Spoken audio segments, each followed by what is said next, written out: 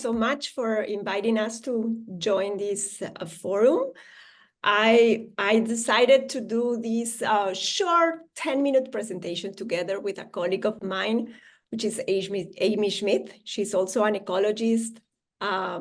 She has a master in biology. She has more than 8 years of experience with blue carbon accounting and natural climate solutions. She's also working at CI as the Global Blue Carbon project lead at Conservation and International. And she also was part of the Blue Carbon project in Colombia. And that's why we decided to do this presentation together and share with you lessons learned that we have with this Blue Carbon project. And the presentation is going to be interesting because we are going to basically show you bottom up what we have learned by doing activities and what we are doing right now at Conservation International. And for those of you that are not aware, CI has been a leader in developing the science behind the blue carbon theme or blue carbon process. We were part of the development of the first blue carbon manual as well as global blue carbon databases.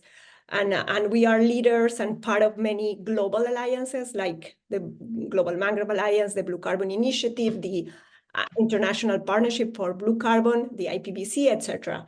And we have also pilot some crediting projects that are actually working right now. One of those is the Cispata project or Vida Manglar project that I'm gonna briefly mention in the next couple of slides. And we are enabling policy change worldwide, guiding countries to include blue carbon into their NDCs, but also using blue carbon as a mitigation and adaptation targets for the national scale, as well as using payment for ecosystem services in some countries. And not only looking at crediting long-term sustainability, but also assessing how other opportunities exist out there to maintain or to fund this type of projects worldwide. So Vida Manglar, which is the first approved blue carbon project by Verra using the VM007 wetland module. It's the key example for us to start like a bottom-up approach. And just to give you a brief overview of that project, that is located in the Caribbean coast of Colombia, where it's my country. It's one of the best conserved mangrove forests we have in the area. Right now, we are conserving and avoiding the deforestation of a little bit more than 705,000 hectares of mangroves. It's part of a regional protected area called Cispata, and include 3 different municipalities where we have mangrove and fishermen and mangrove users, more or less between 500 and 12,000 people living in and around the mangrove area, which means that it's really complicated space. And 80% of them have a high level of poverty, which means also that every single activity that you may do will have an effect and an impact, a real impact on communities, human communities, but also nature. And some of the drivers of deforestation we are trying to address with the project are the expansion of agricultural frontier, also buffalo and cattle ranching, and of course the urban development fueled basically by tourism activities. These are some pictures of the project per se. So we work in a very difficult and tough condition. The project has a complex governance structure because it's basically the example of an alliance, a public-private alliance between NGOs, the national government, local communities. All of them are actively participating in the governance of this process. The project was approved back in 2021, but the original date, like the starting date, was 2015. So we have a little bit less than 10 years of experience, and we have learned from what we do there to try to have more lessons learned and share those lessons learned with the globe, with other projects that are trying to do the same. So Berra, as I mentioned, verified this project. We were able to sell the credits in the international voluntary market. With that first or initial funds, we maintained the project that is basically focused on 4 strategic lines of activities. One is the promoting the sustainable management of mangroves together with these local communities. The second one is promoting, obviously, a sustainable development in local communities by promoting different economic alternatives for them to diminish the direct pressure on mangrove forest. Strengthen, obviously, local governance, which is key, as you heard before by Maria Cecilia, like working with local stakeholders and communities and the owners of those areas is essential. And obviously conserving biodiversity. And this project basically has 3 different flagship species, which are manatees, crocodiles, and otters. And together with the governance structure and the multiple partners that we are working in this project, we try to move a little bit more these activities to ensure that we not only respond to the project goals and indicators, but also to the national commitments in terms of climate mitigation, but also in terms of adaptation. And we have learned a lot in these past years. Some lessons that we have, and we are also adapting them to the global arena, are the following one. First of all, having a clear project governance is essential. Defining an operations manual between all together, it's also key. It's not only us being a project developer, but it's a co-construction together with local communities, with local authorities, other partners in the ground, etc.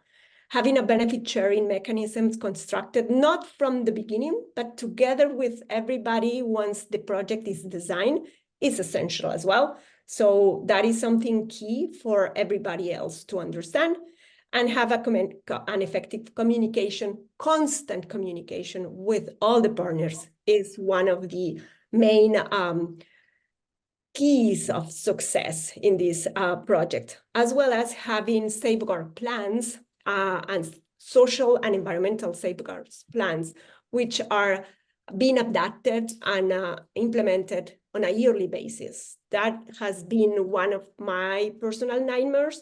And I have to tell that this is one of the lessons learned that we want to share with everybody, just to make sure that if you are planning to implement or develop a blue carbon crediting project, then you have to include safeguards from the very beginning. And obviously using transparency. And these words perhaps are so shallow, or you can read them in every single manual, but doing it from the very beginning is really complicated and is very time consuming as well. So if you want to have a transparency protocol with the rest of the partners, like combining different organizations, different points of view, it's going to be hard. And it's going to be obviously time consuming, and everything that I have said so far, so all these just bullet points for you are needs money. They all need financial, a significant financial contribution. And that is something that we all need to have in mind when at the beginning we want to start a blue carbon crediting process. You go next, Amy. Thanks, Maria Claudia. So I wanted to take a little bit of a step back after hearing about the Vida Manglar project and an example of a blue carbon crediting project, and just show the global distribution of blue carbon ecosystems. So on this map, the black is for mangroves, the dark blue is for salt marshes, and the green is for seagrass. And the main point here is that blue carbon ecosystems are oftentimes thought of as relatively small compared to the extent of other ecosystems, but they make up a significant part of the world's coast. And so protecting these ecosystems is really key to protecting our coastlines and all of the people that live along them. Next slide.